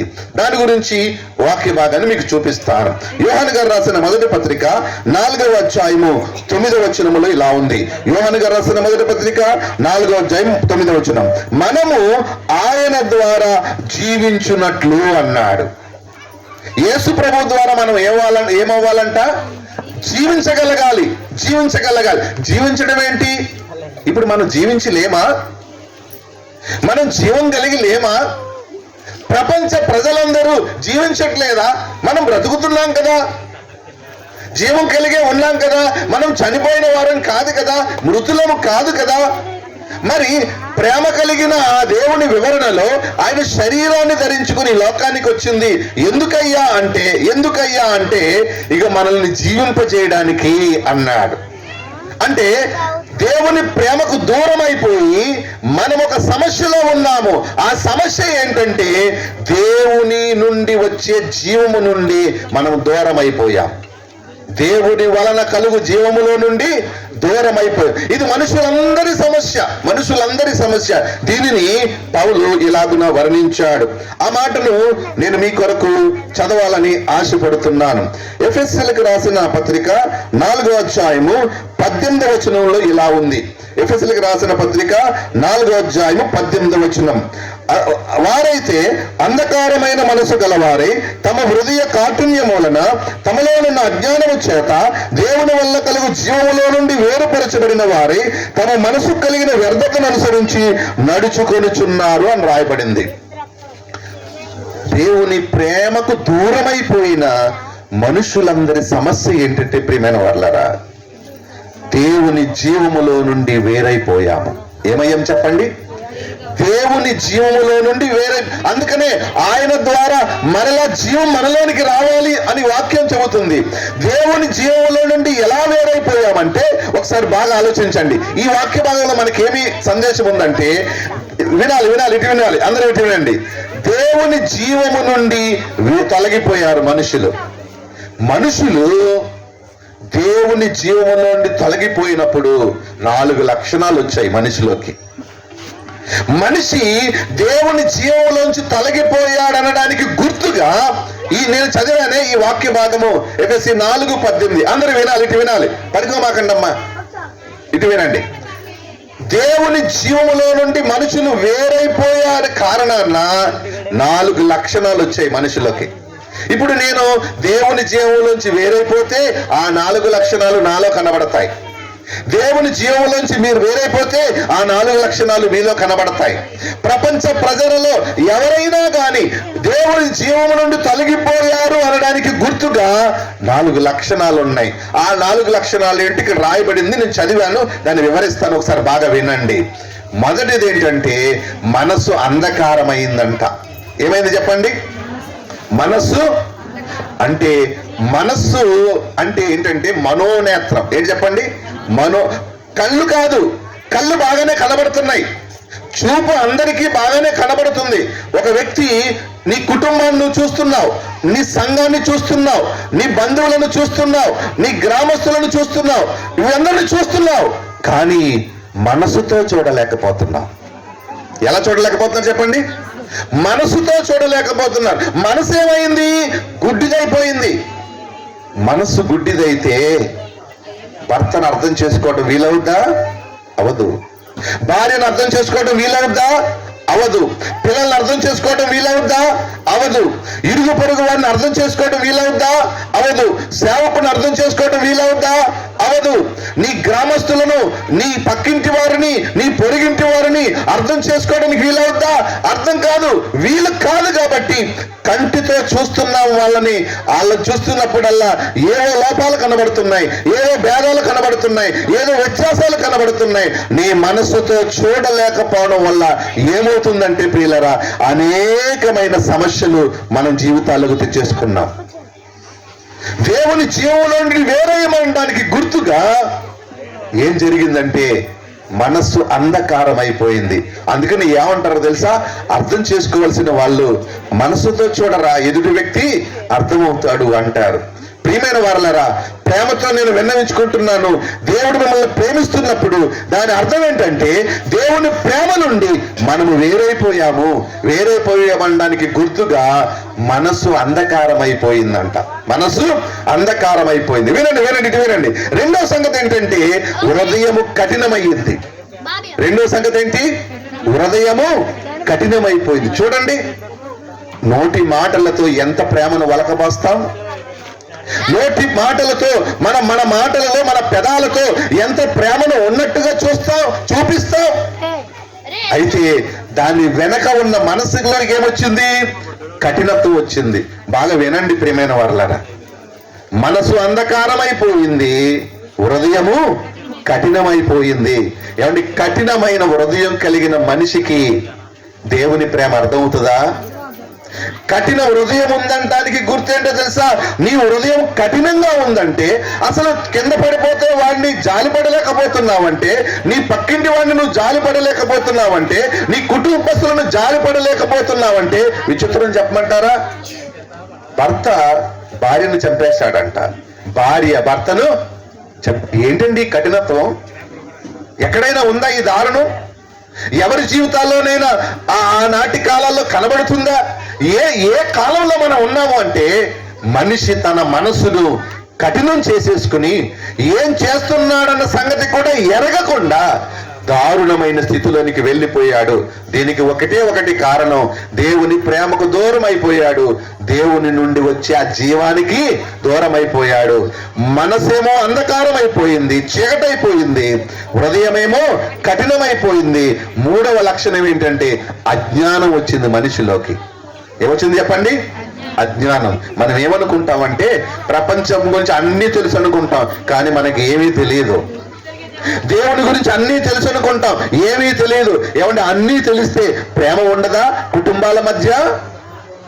అన్నీ తెలిస్తే నీ కుటుంబంలో భార్య భర్తలుగా ఉన్నప్పుడు ఇద్దరి మధ్య ప్రేమ బంధం ఉండదా? పిల్లలు ఉన్నప్పుడు ఆ కుటుంబం ప్రేమతో వర్ధిల్లదా? నీ కుటుంబం తర్వాత నీ బంధువులే కదా, నీతో పాటు ఉన్న చాడబుట్టిన వాళ్ళే కదా, నీ రక్త సంబంధులే కదా, ఆ రక్త సంబంధుల మధ్య ప్రేమ ఉండదా? ఉండదు కదా. నీ సంఘములో నువ్వు ఏ సంఘములో ఉన్నావో, నీ ఉన్న సంఘములో మరి నీతో పాటు మరికొంతమంది ఉంటారు కదా, మరి వాళ్ళతో ప్రేమ బంధం ఉందా? లేదు అంటే కారణం ఏంటి? నీ పొరుగింటి వారితో ప్రేమ లేనప్పుడు, నీ గ్రామస్తులతో ప్రేమ లేనప్పుడు, నీ కుటుంబస్తులతో ప్రేమ లేనప్పుడు దాని అర్థం ఏంటో చెప్పమంటారా ప్రియులారా? ఆ ప్రేమను కోల్పోయిన నేనైనా మీరైనా ఒక్కటే. అదేంటో తెలుసా? అజ్ఞానం. జ్ఞానం లేక మనం ఎలా అయిపోయాము. మనసు అంధకారం అయిపోయింది, హృదయము కఠినమైపోయింది, మనిషిలోకి అజ్ఞానం వచ్చేసింది. నాలుగవ లక్షణం చెప్తాను. నాలుగవ లక్షణం ఏంటంటే మనిషి తనకు నచ్చినట్లుగా చేసేస్తాడు.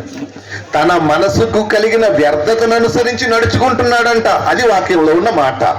తన మనసుకు కలిగిన వ్యర్థతను అనుసరించి నడుచుకోవడం అంటే అర్థం ఏంటంటే పక్కవాడి ఇష్టంతో పని లేదు, దేవుని ఇష్టంతో పని లేదు, సేవకుడి ఇష్టంతో పని లేదు.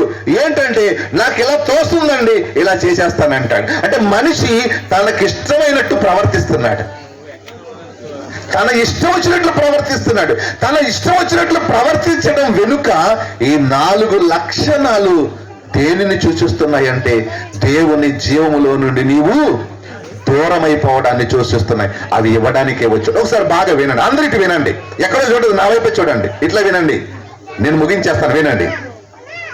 ఈ 4 లక్షణాలు నీలో లేవనుకోండి, నీవు కంటితో కాకుండా మనసుతో అందరినీ చూసి అర్థం చేసుకుంటున్నావు అనుకోండి, నీ హృదయము కఠినం అవ్వకుండా జాలి కలిగి ప్రేమ కలిగి ఉంటుందనుకోండి, అందరి పట్ల అన్ని విషయాలలో.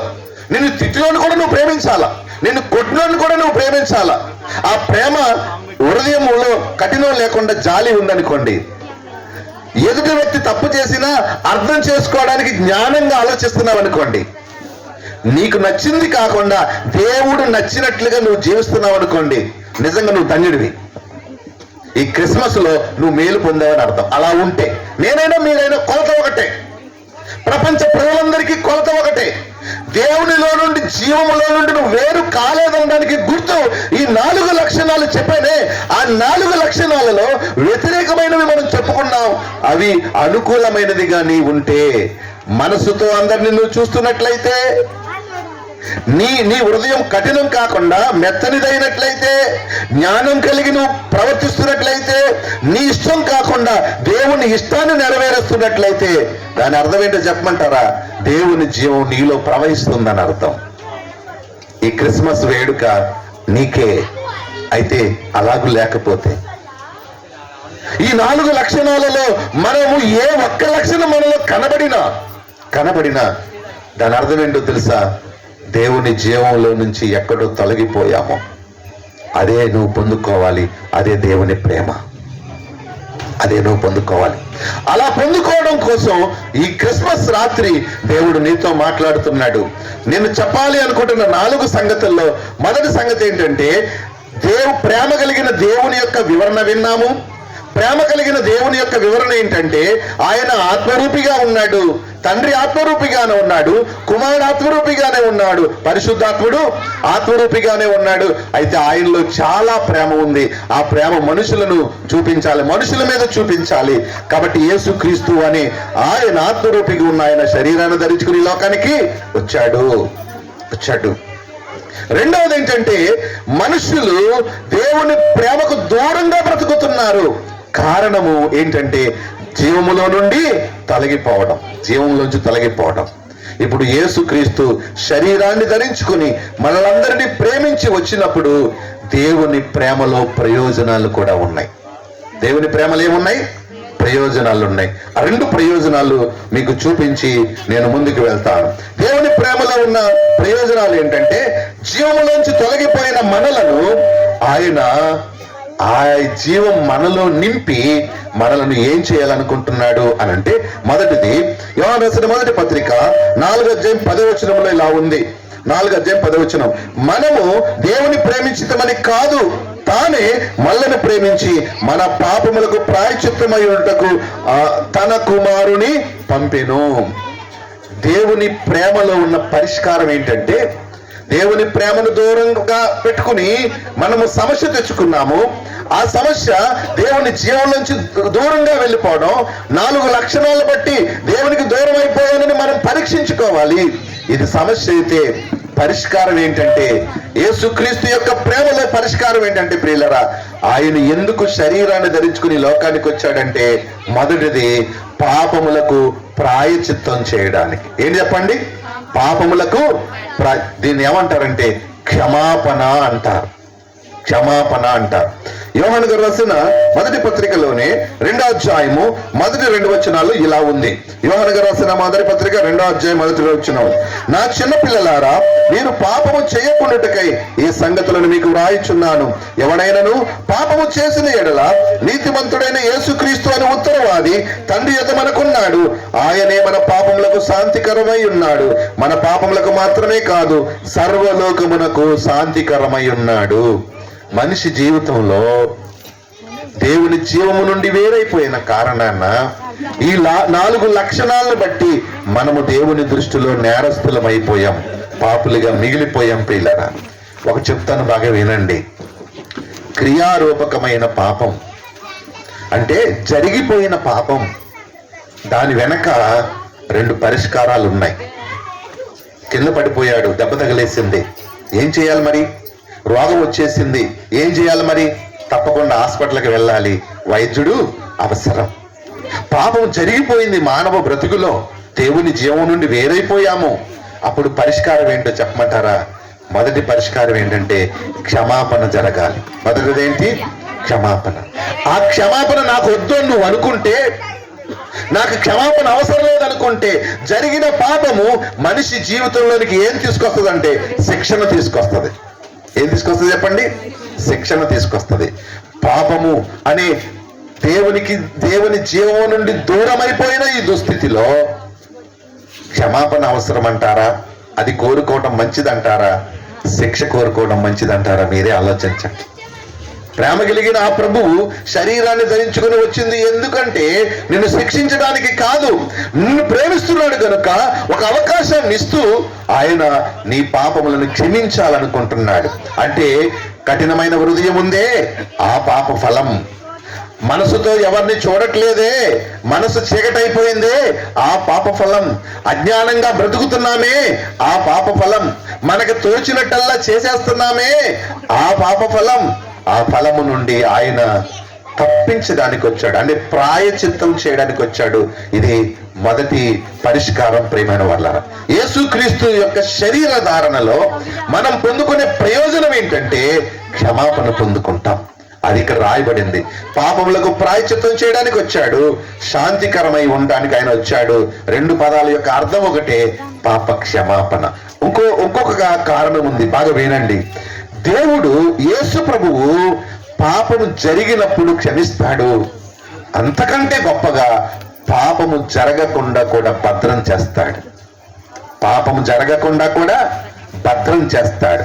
యేసుక్రీస్తు ప్రేమలో ప్రయోజనము మొదటిది క్షమాపణ అయితే అది మనకు అవసరం. ఎందుకంటే జీవంలోంచి తొలగిపోయాం కాబట్టి అది అవసరం.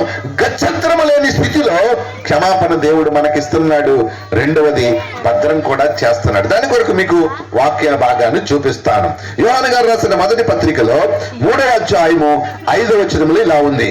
యోహాను గారు రాసిన మొదటి పత్రిక 3వ అధ్యాయం 5వ వచనం, పాపములను తీసివేయుటకై ఆయన ప్రత్యక్షమాయనని మీకు తెలియదు. ఆయన ఎందుకు ప్రత్యక్షమయ్యాడంట? శరీరాన్ని ధరించుకుని పాపములను తీసివేయడానికి. ఇది బాగా వినండి.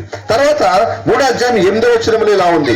3వ అధ్యాయం 8వ వచనములు ఇలా ఉంది, అపవాది మొదటి నుండి పాపము చేయుచున్నాడు గనుక పాపము చేయవాడు అపవాది సంబంధి, అపవాది యొక్క క్రియలను లయపరచడానికి ఆయన వచ్చాడు. ఇక్కడ పాపము జరగడానికి ప్రత్యక్షంగా పరోక్షంగా కారణాలు ఉన్నాయి. మనిషిలో పాపం జరగడానికి శరీరం కారణం. రెండవది, ఈ శరీరాన్ని ప్రేరేపించే సాతాను ఉన్నాడు, మనకు తెలియదు కానీ ప్రేరేపిస్తున్నాడు, ఆ సాతాను కారణం.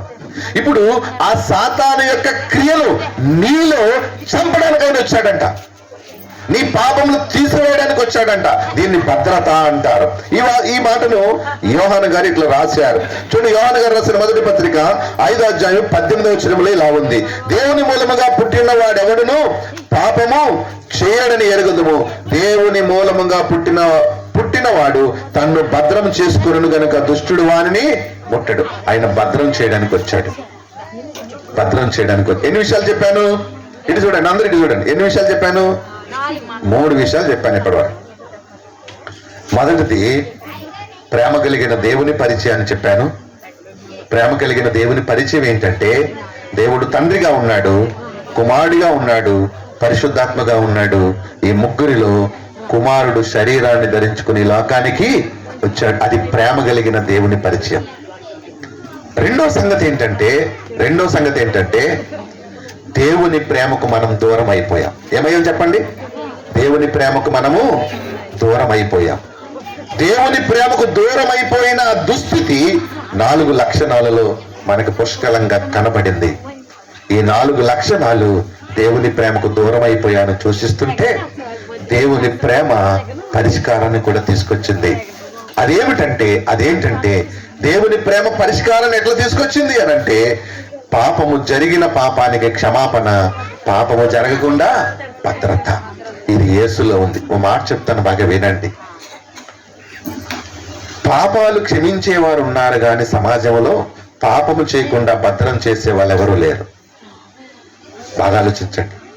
ఒక మనిషిని తప్పు చేసినప్పుడు, ఎదుటి వ్యక్తి ద్వారా నువ్వు తప్పు చేసినప్పుడు క్షమించిందని కోరితే ఏం చేస్తాడు? క్షమిస్తాడు. అంటే క్షమాపణ మనుషుల్లో నుంచి కూడా ఉంది. పాపం చేయకుండా ఆపగలడా? ఏ మనిషి ఆపలేడు. యేసు యొక్క ప్రత్యేకత ఏంటంటే, బాగా వినండి ప్రియులారా, ఒకవేళ మీకు ఇలా కూడా చెప్తాను, బాగా వినండి. యేసు ప్రభు నీ పాపాలు మాత్రమే క్షమించి జరిగిపోయినవి, నిన్ను పాపం చేయకుండా ఆపలేకపోతే ఆయన దేవుడే కాదు. ఎందుకంటే అలాంటి దేవుడు నాకు అవసరం లేదు. నన్ను పాపము నుండి తప్పించడంలో చేసిన తరువాత క్షమిస్తాడు, చెయ్యకుండా కూడా భద్రం చేస్తాడు. అదే ఇప్పుడు మనం చదువుకున్న వాక్య భాగంలో ఆ భద్రత చేసే దేవుడు నీ జీవితంలోనికి రావాలని ఆయన కోరుతున్నాడు ప్రియమైన వాళ్ళ. 4వ సంగతి చెప్పి నేను ముగిస్తాను. 4వది ఏంటంటే, మన పాపముల నుండి ఆయన విడిపించి ఆ సమస్య నుండి పరిష్కరిస్తాడనడానికి ఆధారము ఏంటంటే దేవుని ప్రేమే. ఆధారం ఏంటి చెప్పండి? దేవుని ప్రేమే. ఆధారము ఏంటంటే దేవుడు ఎంతగానో నన్ను ప్రేమిస్తున్నాడు. బైబిల్లో తండ్రి గురించి, కుమారుని గురించి, పరిశుద్ధాత్మ గురించి, ఆ ముగ్గురిలో ఉన్న ప్రేమ గురించి ఇలాగూ రాయబడింది. ఇర్మియా గ్రంథం 31:3లో ఇలా ఉంది. ఇర్మియా గ్రంథం 31:3లో ఇలా ఉంది, శాశ్వతమైన ప్రేమతో నేను నిన్ను ప్రేమిస్తున్నానన్నాడు. తండ్రి ఎలా మనం ప్రేమిస్తున్నాడు? శాశ్వతమైన ప్రేమతో ప్రేమిస్తున్నాడు. యేసుక్రీస్తు వారి దగ్గరికి వస్తే యోహాను గారు రాసిన మొదటి పత్రిక 3వ అధ్యాయం 16వ వచనంలో ఇలా ఉంది, ఆయన నీ కోసం ప్రాణం పెట్టాడు కాబట్టి నీవు ఇతరుల కొరకు యేసు ప్రేమ ప్రాణం పెట్టేటంత గొప్పది. ఎఫెసీ పత్రిక 5:2లో ఇలా ఉంది, మీరు పరిమళ వాసనగా ఉండడం కోసం క్రీస్తు మిమ్మలను ప్రేమించి బలిగా ఆయన మారిపోయాడు, అర్పణగా మారిపోయాడు అంది. ఇప్పుడు యేసు ప్రేమ ప్రాణం పెట్టేటంత గొప్ప ప్రేమ. పరిశుద్ధాత్మ గురించి ఏం రాయబడిందంటే, తిమోతికి రాసిన 2వ పత్రిక 1వ అధ్యాయం 7వ వచనంలో ఇలాగుంది, శక్తియు ప్రేమయు ఇంద్రియ నిగ్రహము గల ఆత్మని ఇచ్చాను అన్నాడు. అంటే పరిశుద్ధాత్మలో ఏముందంటే ప్రేమ ఉంది. అది శక్తి గల ప్రేమ. ప్రియులారా, ఒకసారి మనసు పెట్టి ఆలోచించండి. శాశ్వత ప్రేమతో ప్రేమించేవాడు తండ్రి, ప్రాణం పెట్టేటంతగా ప్రేమించేవాడు కుమారుడు, శక్తి నీకు ఇచ్చేటంతగా నిన్ను ప్రేమించేవాడు పరిశుద్ధాత్ముడు. ఈ ముగ్గురిలోనూ ప్రేమ ఉంది. ఈ ముగ్గురిలో ఉన్న ప్రేమ నిన్ను పాపము అనే సమస్య నుండి పరిష్కరించాలన్న దానికే యేసుక్రీస్తు శరీరాన్ని ధరించుకుని ఈ లోకానికి వచ్చాడు. ప్రియులారా, నా మాటలు ముగించడానికి ఇష్టపడుతున్నాను. మీతో పంచుకున్న మాటల్లోని ఉద్దేశం ఏంటంటే, దేవుని ప్రేమను పొందుకోవాలి, ఆ ప్రేమ కలిగి బ్రతకాలి. దేవుని ప్రేమను ఎలాగూ పొందుకోవాలి అనంటే, ఆ దేవుని ప్రేమను మనము ఎలా అందుకోగలము అనంటే, ఆ దేవుని ప్రేమను మనము రుచి చూడడానికి ఆ జీవం మనలోనికి ఎప్పుడు వస్తుంది అనంటే, ఆయన మన పాపములను ఎప్పుడు క్షమిస్తాడు అంటే, పాపములు చేయకుండా ఎప్పుడు భద్రం చేస్తాడు అంటే, మన నుండి ఆయన ఒకటి ఆశిస్తున్నాడు ప్రేమైన వాళ్ళరా. అదేంటో తెలుసా? ఆయన ప్రేమ కలిగిన వాడని, శరీరాన్ని ధరించుకుని లోకానికి వచ్చాడని, ఆయన పాప క్షమాపణ ఇవ్వగలడని, ఆయన పాపములు చేయకుండా భద్రం చేయగలడని, ఆయన ప్రాణం పెట్టేటంతగా నిన్ను ప్రేమిస్తున్నాడని నువ్వు విశ్వాసం ఉంచాలి. అది దేవుడు కోరుతున్నాడు. యోహాను గారు రాసిన మొదటి పత్రిక 4వ అధ్యాయం 16వ వచనంలో ఆ మాట ఉంది. యోహాను గారు రాసిన మొదటి పత్రిక 4వ అధ్యాయం 16వ వచనం, మన ఎడల దేవునికి ఉన్న ప్రేమను మనం ఎరిగిన వారమై దానిని నమ్ముకుని ఉన్నామన్నాడు. దేవుడు ఎలా ప్రేమిస్తున్నాడు మీకు వివరించి చెప్పాను. ఆ ప్రేమ యొక్క వివరణ, ఆ ప్రేమ యొక్క ఉద్దేశాన్ని మీ ఎదుటికి తీసుకొని వచ్చాను. దేవుడు ఎలా ప్రేమిస్తున్నాడు విన్నారు కదా. దేవుడు శాశ్వతమైన ప్రేమతో ప్రేమిస్తున్నాడు అని మీకు చెప్పాను. ప్రాణం పెట్టేటందుగా ప్రేమిస్తున్నాడని మీకు చెప్పాను. ఆయన తన శక్తి కొలది నిన్ను ప్రేమిస్తున్నాడని చెప్పాను. అదంతా ఎందుకు తెలుసా? నీ పాపములకు ప్రాయశ్చిత్తం చేయడానికి, పాపం జరగకుండా భద్రం చేయడానికి. ఆయన శరీర ధారణ, యేసుక్రీస్తు యొక్క శరీర ధారణ, శరీరాలలో ఉన్న మనలను పాపము నుండి విడిపించడానికి జరిగింది ప్రేమైన వాళ్ళరా. ఇది ఎవరైతే నమ్ముతారో వారు క్షమాపణ అనే వరాన్ని పొందుతారు.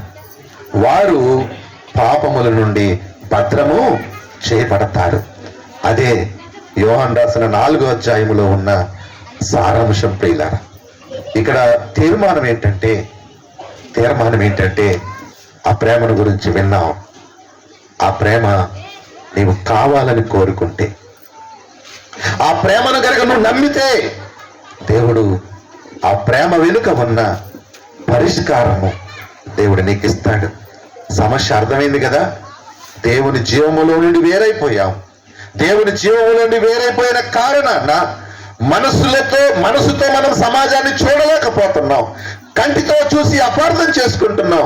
కనుకనే మనసుకు గుడ్డితనం కలిగింది. హృదయానికేమో కఠినత్వం వచ్చేసింది. మనిషి యొక్క ఆలోచనల్లో, మాటల్లో అజ్ఞానం వచ్చింది. మనిషికి నచ్చినట్లుగా చేస్తున్నాడు కానీ దేవునికి నచ్చినట్లు చేయలేకపోతున్నాడు. ఇది ప్రేమకు దూరం అయిపోయిన మన సమస్య, ప్రియమైన వాళ్ళ. అయితే ఆ సమస్యలలోనే మానవాళిని దేవుడు ఉంచేయకుండా, ఎందుకో తెలుసా, దేవుడు ప్రేమై ఉన్నాడు కాబట్టి ఆ ప్రేమ కలిగిన దేవుడు తన కుమారుని పంపటంలో ఆ కుమారుని ద్వారా పరిష్కారం ఉంది. అదే పాప క్షమాపణ, అదే పాపము జరగకుండా భద్రత. ఈ భద్రత నీకు కావాలా? ఈ క్షమాపక్ష నీకు కావాలా? అయితే దేవుడు ఒకటి కోరుతున్నాడు, ప్రేమ కలిగిన దేవుడు అని ఆయనను విశ్వసించు. ఆ ప్రేమ కలిగిన దేవుడు తన శరీరాన్ని ఈ లోకంలోనికి రావడం కొరకు కుమారుడు అనే ఆ రెండో వ్యక్తిగా ఆయన శరీరాన్ని ధరించుకొని వచ్చాడని విశ్వసించు. ఆయన నీ పాపముల నుండి విడిపించడం కోసమే ప్రాణం పెట్టేటంతగా నిన్ను ప్రేమిస్తున్నాడని నువ్వు విశ్వసించు.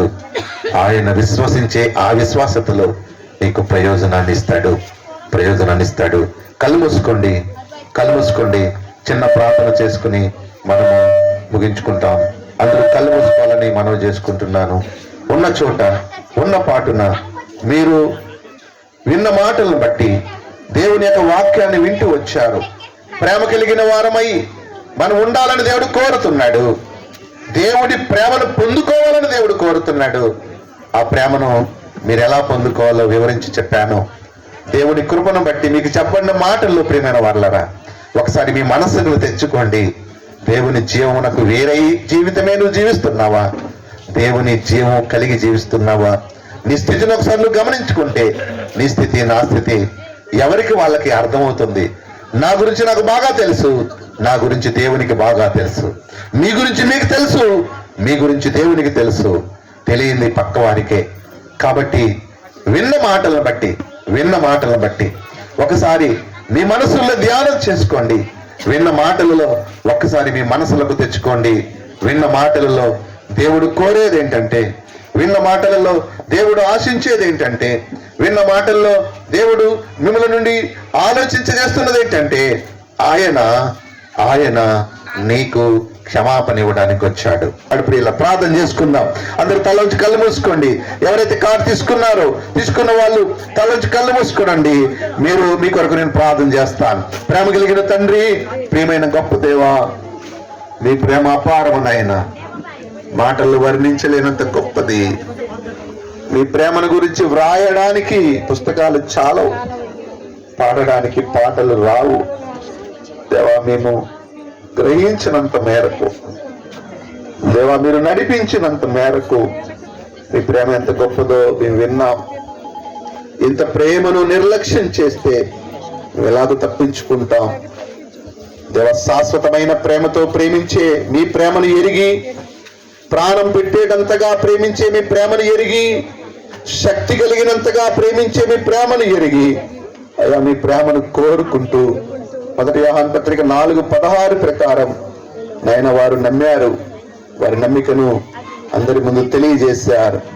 ఎవరైతే తీర్మానం తీసుకున్నారో తండ్రి, వాళ్ళని మీరు స్థిరపరచండి, సంఘములో స్థిరపరచండి, బలపరచండి. జీవగ్రంథంలో వాళ్ళ పేర్లు రాయండి. నాయన యోహాను రాసిన సువార్త 1వ అధ్యాయం 11-12 వచనాలు వారి విషయంలో నెరవేర్చండి. మీ కృపలో వారిని భద్రం చేయమని మీ కృపాస్తాలకి అప్పగించుకుంటూ తీర్మానం తీసుకున్న వాళ్ళందరినీ నోటిని శుద్ధిస్తూ ప్రభు పేరట ప్రార్థించి వేడుకుంటున్నాను మా పరమ తండ్రి. ఆమేన్, ఆమేన్, ఆమేన్. మంచి చక్కని వర్తమానం అందించి దైవజనులకు ప్రత్యేకించి వందనాలు తెలియజేస్తాం. దేవునికి స్తోత్రం. హల్లెలూయా. దైవజనులు ఈ సమయంలో మరి సన్మాన కార్యక్రమం ఉంది. అమ్మా గట్టిగా చెప్పలు కొడదామా? చెప్ప కొడతారు ఇంట్లో. అది కేక్ కొట్టింగ్ కొడితే కనుక ఆ కేక్ ఏమో మేము తింటామంటే మీరు చెప్పండి మేము సప్పలు కొట్టాలంటారు. మీరు దేవునికి స్తోత్రం. గట్టి చెప్పలు కొట్టండి. ఈ సమయంలో మరి దైవజనులు అభిమానిస్తున్నారు కాబట్టి, అలాగే సాలువ సన్మానం చేస్తున్నారు కాబట్టి, పూలమాల అలంకరిస్తారు కాబట్టి గట్టి చెప్పలు కొట్టండి. సరిగ్గా తీసుకోండి.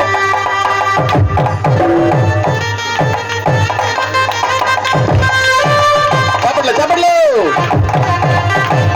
స్తోత్రం. మరి చక్కని సమయం